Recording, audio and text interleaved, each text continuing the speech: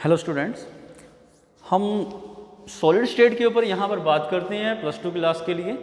हमारी जो plus two class है उसमें पहली जो यूनिट हमारे पास है वो है सॉलिड स्टेट।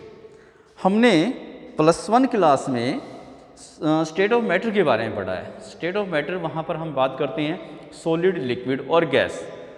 तो प्लस वन क्लास में आप स्टेट ऑफ मैटर जो चैप्टर है वहाँ पर गैस के बारे में पढ़ के आते हैं, लिक्विड के बारे में पढ़ के आते हैं, सॉलिड रह जाता है। तो सॉलिड के बारे में हम पढ़ते हैं यहाँ प्लस टू क्लास में, पहले जो हमारे पास यूनिट जाती है।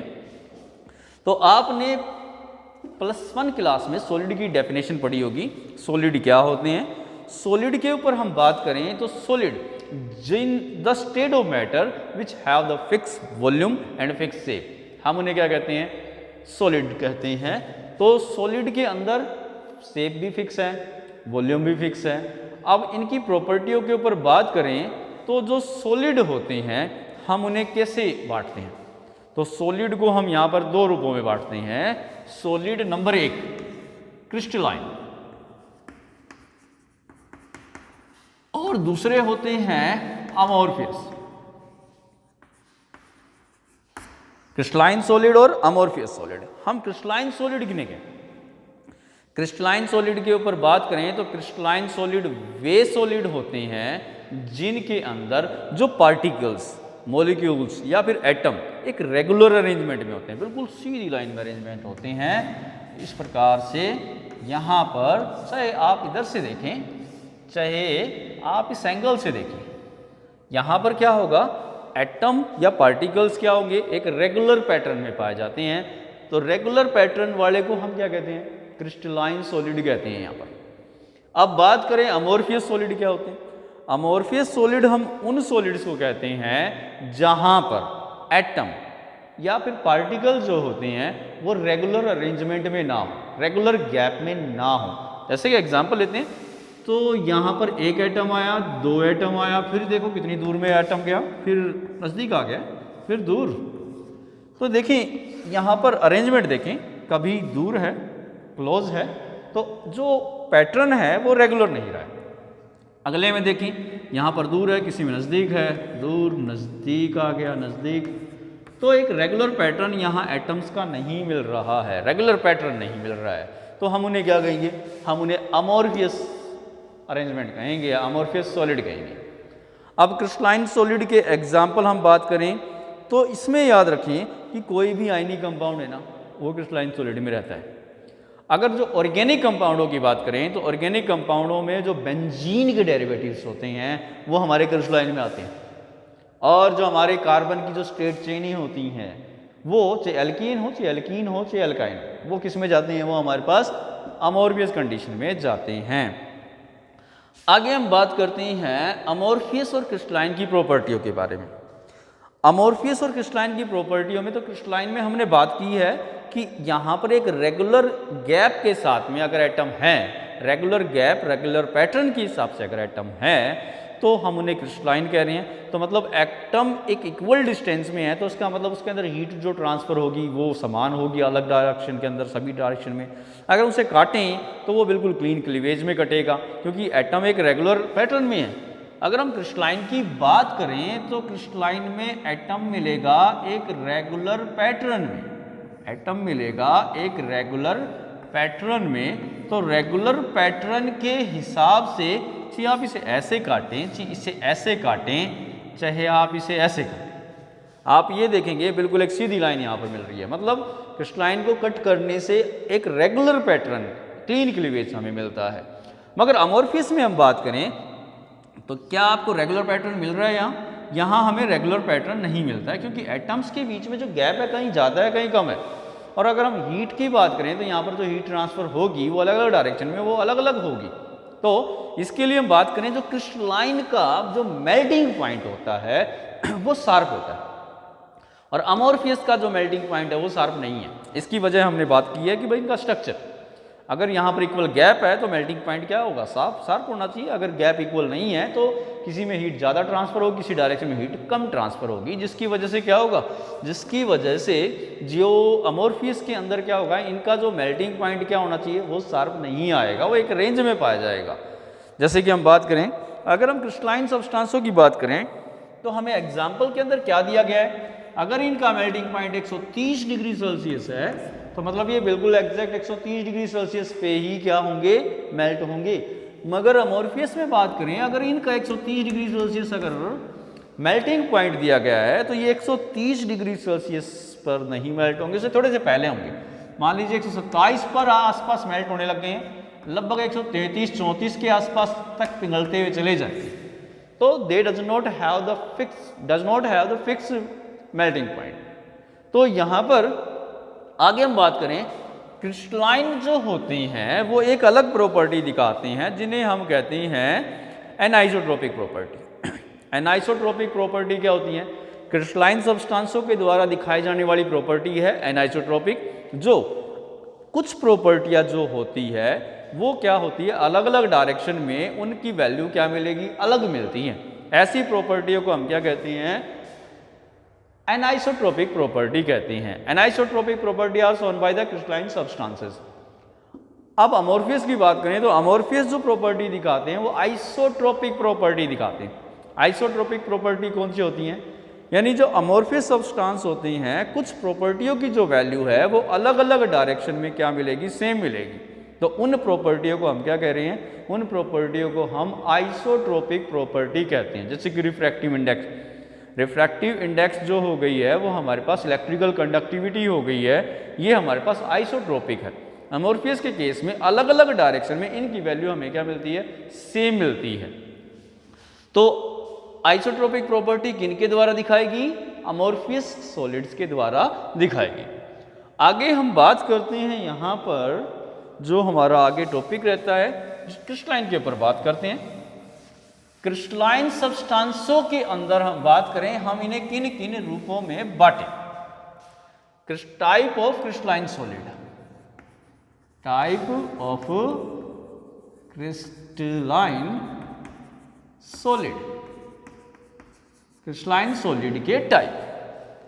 तो क्रिस्टलाइन सॉलिड को हम मुख्य रूप से 4 भागों में बांटते हैं। तो पहला हो गया है हमारे पास आयनिक सॉलिड, दूसरा हो गया है हमारे पास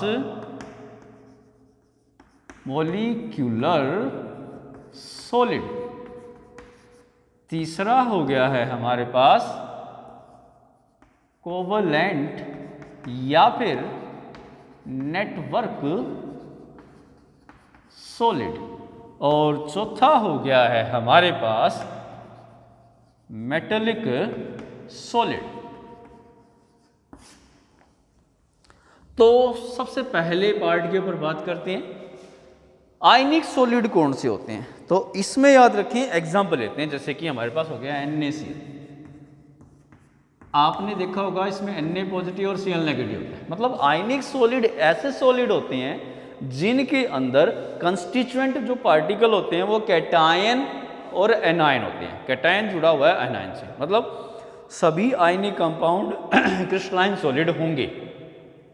अब इनके अंदर कंस्टिट्यूएंट पार्टिकल कौन होंगे, कैटायन एंड एनायन। अब आपने देखा है कि पॉजिटिव नेगेटिव को अट्रैक्ट करता है। अब पॉजिटिव और नेगेटिव के बीच का जो फोर्स ऑफ अट्रैक्शन होता है वो इलेक्ट्रोस्टैटिक फोर्स ऑफ अट्रैक्शन होता है। तो मतलब आयनिक सॉलिड के अंदर जो फोर्स ऑफ अट्रैक्शन कैटायन और एनायन के बीच में है वो लार्ज है, और वहाँ पर इलेक्ट्रोस्टैटिक फोर्स ऑफ अट्रैक्शन पाया जाता है, जिनकी वजह से इनका मेल्टिंग पॉइंट क्या होता है, हाई होता है। और हम बात करें, आयनिक जो सॉलिड होते हैं वे सॉलिड स्टेट में अपने अंदर से करंट पास नहीं करते। जैसे कि हमारा नमक जो होता है, कॉमन साल्ट होता है NaCl, वो सॉलिड स्टेट में अपने अंदर से करंट पास नहीं करेगा। अगर हम इन्हें मेल्ट कर दें मेल्टिंग स्टेट के ऊपर, या इन्हें पानी में डिसोल्व कर दें, तो ये आयनों में टूट जाते हैं, और by the movement of ion इनके अंदर करंट पास होता है।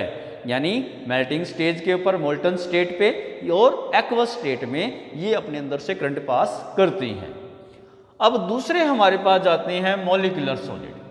मॉलिक्यूलर सॉलिड में हम बात करें तो हम इन्हें 3 भागों में बांटते हैं। हमारे पास 3 प्रकार के मॉलिक्यूल होते हैं। एक तो हो गए हैं हमारे पास पोलर मॉलिक्यूल, एक हो गए हैं हमारे पास नॉन पोलर मॉलिक्यूल, और एक हो गए हैं H बॉन्डिंग, हाइड्रोजन बॉन्डिंग बनाने वाले मॉलिक्यूल। तो पोलर मॉलिक्यूल हमने 11वीं कक्षा में पढ़ा है कि भाई पोलर मॉलिक्यूल होते क्या है। तो जिन मॉलिक्यूलों के दोनों एंड के ऊपर अलग अलग प्रकार के एटम हो, एक तो ये तरीका है, या फिर जिन मॉलिक्यूल का डाइपोल मोमेंट जीरो ना हो, नेट डाइपोल मोमेंट जीरो ना हो, हम उन्हें पोलर मॉलिक्यूल कहते हैं। जैसे कि हमारे पास हो गया HCl, जैसे कि हमारे पास यहाँ पर हो गया अनदर एग्जाम्पल हमारे पास HBr। तो ये हमारे पास हो गए polar molecules. Non polar molecules कौन से हो गए हैं? जिन मॉलिक्यूलों के दोनों एंड पर या तो एक जैसे एटम हो या फिर उनका नेट डाइपोल मोमेंट क्या हो, वो जीरो हो। जैसे कि हमारे पास एग्जांपल आ गया डायटोमिक गैसेस, जैसे कि हमारे पास में Cl2 हो गया, O2 हो गया, N2 हो गया, या फिर कोई भी नोबल गैस जैसे कि नियोन हो गया, आर्गन हो गया, ये हमारे पास नॉन पोलर मॉलिक्यूल्स हैं। अगर हम इन्हें लो टेम्परेचर पर फ्रिज करें तो ये क्या होंगे, ये सॉलिड का रूप धारण करेंगे और मॉलिक्यूलर सॉलिड कहलाएंगे। एक होते हैं हमारे पास हाइड्रोजन बॉन्डिंग बनाने वाले मॉलिक्यूल। हाइड्रोजन बॉन्डिंग बनाने वाले मॉलिक्यूल हो गए हमारे पास NH3 हो गया है हमारे पास में, H2O हो गया है हमारे पास में, HF हो गया है हमारे पास में, या फिर CH3NH2 हो गया है हमारे पास। ये ऐसे मॉलिक्यूल है जो हाइड्रोजन बॉन्डिंग बनाते हैं। तो ये किसके अंतर्गत जाते हैं? अगर हम इन्हें फ्रिज करें तो लो टेम्परेचर के ऊपर फ्रीजिंग पॉइंट से नीचे ये क्या बनाएंगे, सॉलिड होंगे। और किस प्रकार के सॉलिड होंगे? क्रिस्टलाइन सॉलिड होंगे। अगर हम इन तीनों के ऊपर बात करें तो ये अपने अंदर से करंट पास नहीं करते हैं किसी भी स्टेज के अंदर, और इनका मेल्टिंग जो पॉइंट होता है वो बहुत कम होता है, लो मेल्टिंग पॉइंट रखता है। रूम टेम्परेचर पे ये पहले ही पिघले हुए होते हैं। अब अगले केस के ऊपर बात करें कोवलेंट या फिर नेटवर्क सॉलिड के ऊपर बात करें तो यहाँ पर जो एटम होते हैं वो मजबूती से एक दूसरे के साथ कोवलेंट बॉन्ड बनाते हुए एक लंबी अरेंजमेंट में जुड़े हुए होते हैं। इसके एग्जाम्पल के अनुसार हम बात करें, जैसे कि हमारे पास हो गया है डायमंड हो गया है, ग्रेफाइट हो गया है, सिलिकॉन कार्बाइड हो गया है, एल्यूमिनियम नाइट्राइड हो गया है, या फिर हम बात करें सिलिकॉन्स हो गए हैं। ये हमारे पास, या सिलिका ऑक्साइड भी कर सकते हैं, सिलिका ऑक्साइड हो गया इसका एग्जांपल। एक लंबे नेटवर्क में एक दूसरे से जुड़े हुए होते हैं। और इसमें ग्रेफाइट को छोड़ते हुए केवल अकेला ग्रेफाइट ऐसा है जो अपने अंदर से करंट पास करेगा, नहीं तो ये अपने अंदर से करंट पास नहीं करती हैं। स्ट्रॉन्ग कोवलेंट बॉन्ड होने की वजह से इनका जो मेल्टिंग पॉइंट होता है बहुत ज़्यादा हाई होता है। जैसे कि एग्जांपल ले सकते हैं डायमंड, ग्रेफाइट, ये बहुत हाई टेम्परेचर पर मेल्ट होते हैं। आगे बात करें, हमारे पास अगला केस जाता है मेटालिक सॉलिड। मेटालिक सॉलिड के अनुसार हम बात करें तो ये किन से बने होते हैं? इनके कंस्टिट्यूएंट जो पार्टिकल्स होते हैं वो होते हैं पॉजिटिव आयंस और मोबाइल इलेक्ट्रॉन। इसके अंदर जो मेटल है उनके जो अंतिम सेल के इलेक्ट्रॉन होते हैं वो बिल्कुल वीक बाउंड होते हैं। जब इनके ऊपर इलेक्ट्रोड पोटेंशियल अप्लाई किया जाता है तो वो इलेक्ट्रॉनों को मूव कराती हैं। आउटर मोस्ट सेल इलेक्ट्रॉन आसानी से इनमें से निकलते हैं, एक एटम से दूसरे एटम के पास में ट्रांसफर होते हैं, तो हम इन्हें कहते हैं मेटालिक सॉलिड। इनके बीच में मेटालिक बॉन्ड पाया जाता है। अब ये हम बात करें, ये अपने अंदर सॉलिड स्टेट के अंदर या फिर मेल्टिंग स्टेज के ऊपर अपने अंदर से करंट पास करते हैं और इनका जो मेल्टिंग पॉइंट होता है वो हाई होता है। तो ये हमारे पास कैटेगरी होती हैं, हमारे पास आयनिक, मॉलिक्यूलर, कोवलेंट और मेटालिक सॉलिड, जो हमारे पास क्रिस्टलाइन सब्सटेंसों के टाइप है। इसमें हमारा टॉपिक रहता है जैसे कि हमारे पास अमोर्फियस सॉलिड। अमोर्फियस सॉलिड के ऊपर हम बात करें तो अमोर्फियस सॉलिड को हम सूडो सॉलिड भी कहते हैं, क्योंकि ये ट्रू सॉलिड नहीं होते। ट्रू सॉलिड तो कहते हैं क्रिस्टलाइन को, अमोर्फियस को क्या कहता है? Pseudo solid. सूडो सॉलिड मतलब ऐसे सॉलिड जो सॉलिड की तरह दिखते हैं, वास्तविक सॉलिड की तरह दिखते हैं मगर वो वास्तविक सॉलिड नहीं होते हैं। जैसे कि हम बात करें ग्लास जो होता है वो सुपर कूल्ड लिक्विड होता है। Super cooled liquid means pseudo solid होता है, वो धीरे धीरे अपवर्ड से डाउनवर्ड फ्लो होता है। जैसे कि एग्जांपल लें कि आपके घर में अगर कोई पुरानी सी खिड़की है जिसमें से उसकी खिड़की पर कांच लगा हुआ है, आप उसको ऑब्जर्वेशन करें, ऑब्जर्वेशन करेंगे तो आप उसके ऊपर वाले सिरे को थोड़ा पतला पाएंगे और नीचे वाले बॉटम को मोटा पाएंगे। और जब वो अगर कोई नई खिड़की उसे ऑब्जर्व करें तो दोनों हिस्से आपको एक जैसे मिलेंगे। ऐसा क्यों हुआ? क्योंकि जो ग्लास होता है वो धीरे धीरे नीचे फ्लो करता रहता है, जिसकी वजह से क्या होता है, वहाँ पर उसके बॉटम के ऊपर कांच इकट्ठा हो जाता है। मतलब ये धीरे धीरे बह रहा है, तो बहने की प्रवृत्ति के हिसाब से ये क्या होता है कि यहाँ पर ये ट्रू सॉलिड नहीं हुआ, ये एक सूडो सॉलिड हुआ। तो सूडो सॉलिड कौन होते हैं? Amorphous solid are called the pseudo solids. ये हमारे पास यहाँ पर फैक्टर हुए। अब यहाँ पर एक और पॉइंट हमारे पास रहता है, जो कोई सॉलिड होता है तो उसकी जो स्टेबिलिटी होती है वो किन बातों पर आधारित होती है? Factor which affect the stability of the solids. तो ऐसे कौन कौन से फैक्टर हो गए? जैसे कि हम बात करें कि सॉलिड की डेफिनेशन के हिसाब से इनके कंस्टिट्यूएंट पार्टिकल्स जो होते हैं वो अपने फिक्स पोजीशन के ऊपर जमे रहते हैं। अब फिक्स पोजीशन के ऊपर जमे हैं तो वहां पर एटम क्या कर रहा है, एक बार आगे जा रहा है, एक बार पीछे जा रहा है, वाइब्रेट कर रहा है, वाइब्रेशन मोशन में आ रहा है। तो ये किस वजह से है?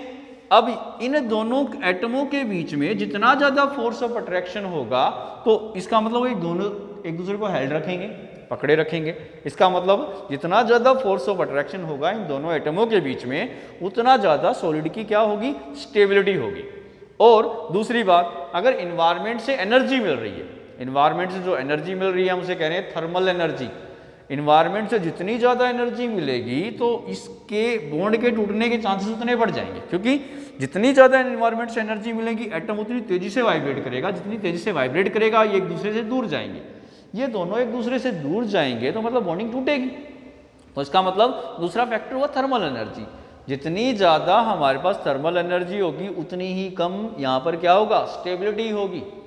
तो स्टेबिलिटी को दो फैक्टर प्रभावित कर रहे हैं, एक तो फोर्स ऑफ अट्रैक्शन और एक हो गया है thermal energy. Force of attraction जितना ज़्यादा, स्टेबिलिटी उतनी ज़्यादा, और थर्मल एनर्जी जितनी ज़्यादा, फोर्स स्टेबिलिटी उतनी कम। तो यहाँ पर हमारे पास नेक्स्ट चैप्टर के ऊपर इसमें हम बात करते हैं, नेक्स्ट टॉपिक के ऊपर आगे हम नेक्स्ट उसमें हमारा जो लेक्चर रहेगा उस नेक्स्ट लेक्चर में हम बात करेंगे कि यूनिट सेल क्या होते हैं, क्रिस्टल लैटिक्स क्या होते हैं, एटम किस प्रकार से एक दूसरे के अनुसार अरेंज होती हैं। तो आज का हमारे पास में टॉपिक यहीं ख़त्म होता है।